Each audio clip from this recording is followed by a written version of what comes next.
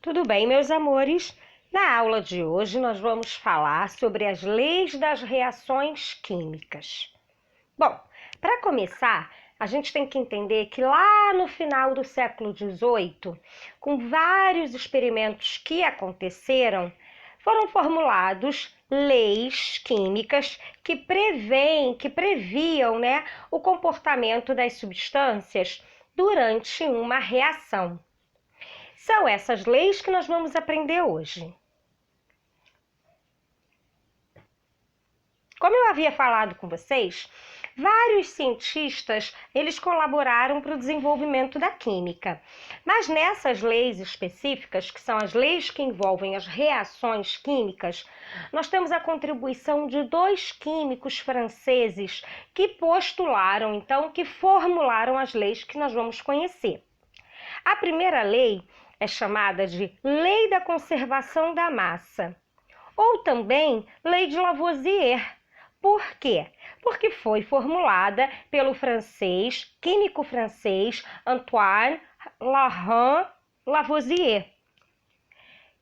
Bom, ele foi considerado o pai da química moderna. Ele estudou vários experimentos, ele estava fazendo experimentos a respeito da combustão, e aí, através desses experimentos, ele chegou à lei da conservação das massas, que diz o seguinte: num sistema isolado, a soma das massas dos reagentes é igual à soma das massas dos produtos de uma reação. E em função dessa lei, ela também é conhecida por uma frase que todos já ouvimos falar. E a frase é: na natureza, nada se cria, nada se perde, tudo se transforma. Pessoal, numa reação química é exatamente isso que acontece. Lembra que quando a gente falou em balanceamento químico, os átomos não se perdem? Se você tem uma quantidade de átomos no reagente, você precisa ter exatamente a mesma quantidade no produto? Então, numa reação química, por mais que os elementos se combinem, formem outros compostos, outras substâncias, não se perde. E aqui ele está falando em massa, em quantidade. Então, ele observou que se nós utilizássemos 30 gramas de reagentes, no geral, deveríamos ter 30 gramas de produto. Não importa se eu teria 8 mais 22, 15 mais 15. Se eu tivesse 30 como reagente, eu teria 30 gramas como produto. E produtos, porque eu posso ter um produto só, posso ter 2 ou mais produtos, ok? E aí nós temos uma equação química que representa basicamente o que ele disse. Ele fez aqui, é uma reação aqui, tá? Da combustão, da formação do gás carbônico, do dióxido de carbono. Então, ele reagiu 3 gramas de carbono mais 8 gramas do gás oxigênio. E aí ele percebeu que ele tinha como resultado 11 gramas de gás carbônico. Ou seja, galera, ele somou 3 mais 8, 11. Então, ele tinha 11 gramas de reagentes e 11 gramas de produto. Não importa, neste caso, nesta lei, não estamos falando em proporção, estamos falando só em quantidade, tá? Eu já estou adiantando isso porque a segunda lei que nós vamos conhecer já vai falar a respeito de proporção, que é um pouquinho mais detalhado, ok? Vamos ver aqui mais um exemplo dessa conservação das massas. Eu tenho então aqui, 170 gramas de nitrato de prata reagindo com 166 gramas de iodeto de potássio. E aí, quando reagir nitrato de prata com iodeto de potássio, desculpem, eu vou formar, então, nitrato de potássio mais iodeto de prata. Não importa, não é essa a questão aqui. A questão aqui é quantidade, galera, quantidade de massa. Então, eu estou falando de gramas. Eu formei aqui 101 gramas de nitrato de potássio e 235 gramas de iodeto de prata. Agora vamos observar o que ele diz lá. A soma das massas dos reagentes é igual à soma das massas dos produtos. Na equação anterior, nós tínhamos um produto só. Nessa equação, nós temos 2 reagentes e 2 produtos. Então, a gente precisa fazer as duas somas. Se nós somarmos os reagentes, 170 gramas do nitrato de prata mais 166 gramas do iodeto de potássio, nós temos 336 gramas de reagentes. Aqui eu não estou dando ênfase a quais reagentes, eu estou enfatizando a quantidade deles. Bom, segundo a minha lei de Lavoisier, se eu tenho 336 gramas nos meus reagentes, eu preciso ter quantas gramas no meu produto, galera? 336. Vamos fazer a soma para confirmar o que a lei diz. Somando 101 gramas de nitrato de potássio mais 235 gramas de iodeto de prata, nós temos 336 gramas de produtos. Eu não estou dizendo, galera, que eu vou somar, eu estou dizendo que a minha quantidade, somar, que eu digo as substâncias, tá? Eu estou falando em massa, ok? Eu quero que vocês entendam que, independente da combinação, da reação que ocorra, seja ela de síntese, seja ela de simples ou dupla troca, seja ela de decomposição, não importa. Aqui a gente não está levando em consideração a reação, o que está sendo formado, o que está reagindo. Nós estamos levando em consideração aqui, galera, a quantidade de cada um dos envolvidos, das substâncias envolvidas nesta reação química, ok? Bom, esta é a primeira lei, que é a lei de Lavoisier, ok? E aí, um outro francês, outro químico francês, lá por volta de 1800, tá? Lavoisier foi lá em 1789, né? Ambos foram ali no final do século XVIII, tá? Então, em 1800, lá por volta de 1800, um outro químico francês, Joseph Louis Prost, ele fez uma outra descoberta, ele postulou uma outra lei, que diz que, numa reação química, as substâncias participantes reagem segundo uma proporção definida ou constante de suas massas. E a essa lei foi chamado de Lei das Proporções Definidas ou Lei de Prost.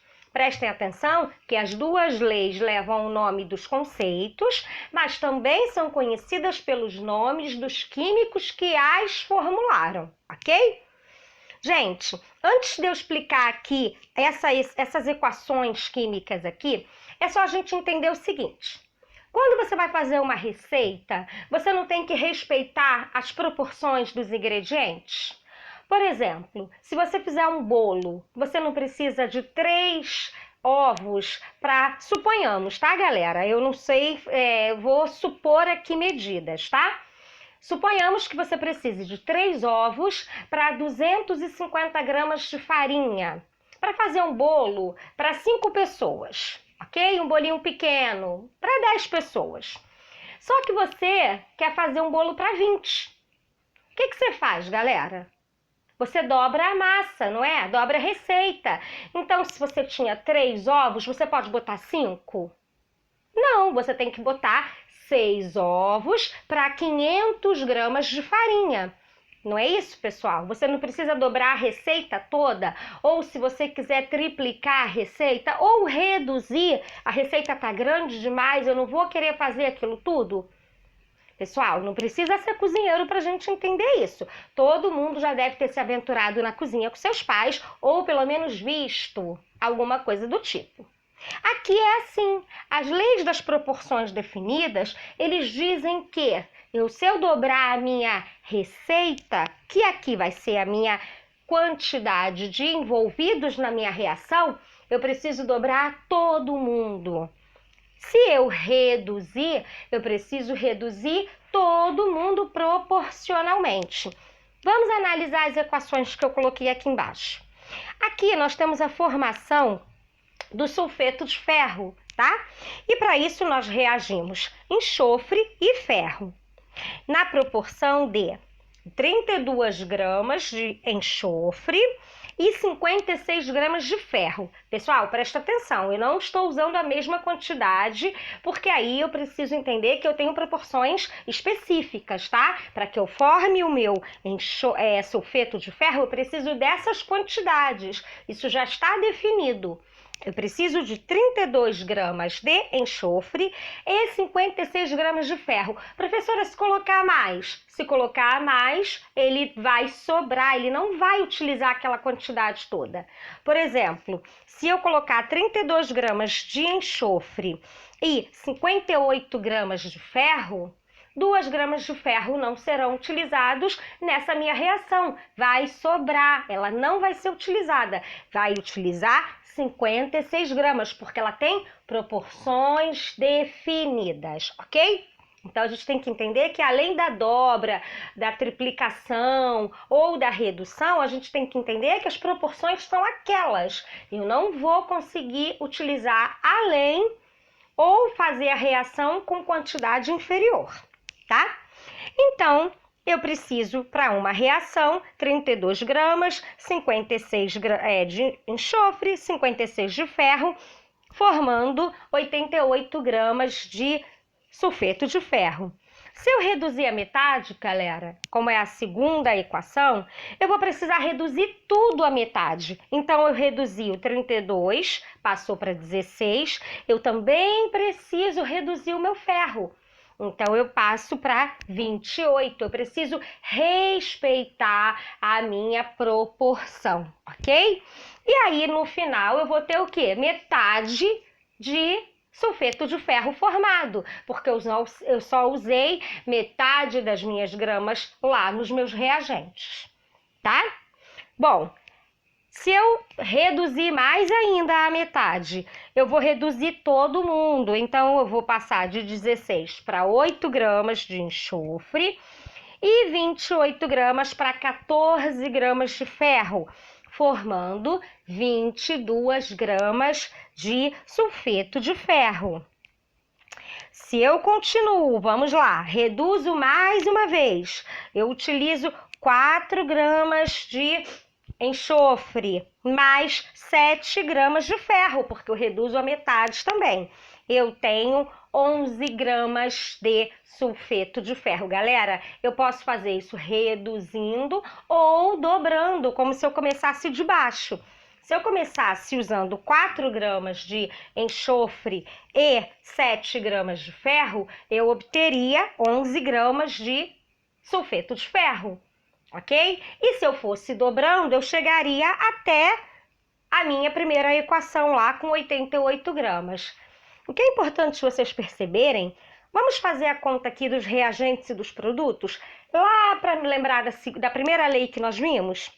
Se eu somar 4 mais 7, galera, lá na última das minhas equações, não dá 11? Dá 11 gramas. Então, ele não mexeu na lei de Lavoisier. Ele só quis dizer que a proporção é definida. A lei de Lavoisier também entra aqui, porque as leis se complementam, tá? Eu continuo tendo a mesma quantidade de reagentes e de produto, qualquer uma das contas que eu faça. Se eu somar 8 mais 14, eu vou ter 22. Se eu somar 16 mais 28, eu vou ter 44. Se eu somar 32 mais 56, eu vou ter 88. Galera, pode parecer que eu estou falando muito em números, mas é só a gente perceber que primeira lei que nós estudamos, que foi a de Lavoisier, a quantidade de massas que eu tenho de reagentes sempre será igual à quantidade de massas do meu produto. Nada se cria, nada se perde, tudo se transforma, tá? Na lei de Prost, ele não mexe na lei de Lavoisier, essa lei se mantém. Ele só diz que, além disso, existem as proporções definidas. Então, qualquer alteração que eu faça na minha equação, eu preciso alterar toda a minha equação, tanto para mais quanto para menos. Eu tenho que respeitar a minha proporção, ok?